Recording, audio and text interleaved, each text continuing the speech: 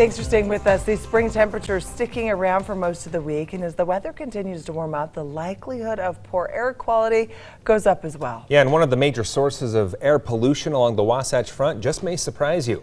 ABC4 Northern Utah correspondent Kate Gardner explains. We all know we're in the middle of a drought, and we all know that means we're short on water. But scientists say our lack of water may also mean a decrease in our air quality as well. The Great Salt Lake, the largest lake in the western United States, but it's quickly shrinking. That's starting to wake some of us up. Dr. Daniel Bedford is just one of many scientists to study the lake and the drought. The bottom line is that demand for water will go up as temperatures increase, and that's a worry. We have immediate challenges that directly affect our lives, and that is air quality. You may ask, how is the lake connected to air quality? As the water level in the lake recedes, that exposes more of the dry lake bed.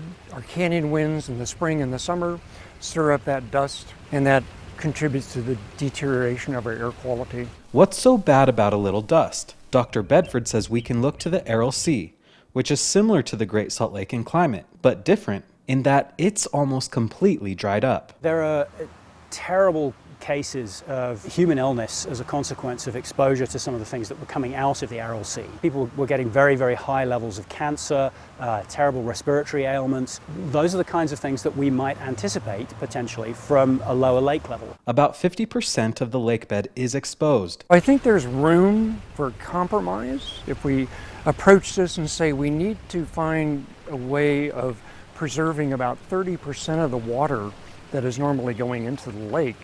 So I'm optimistic that we'll be able to do that. The scientists I spoke to say they're pleased with the action state leaders have recently taken to preserve the lake, but they say there's still a lot of work to be done. From Willard Bay, I'm Kate Garner, ABC4 News.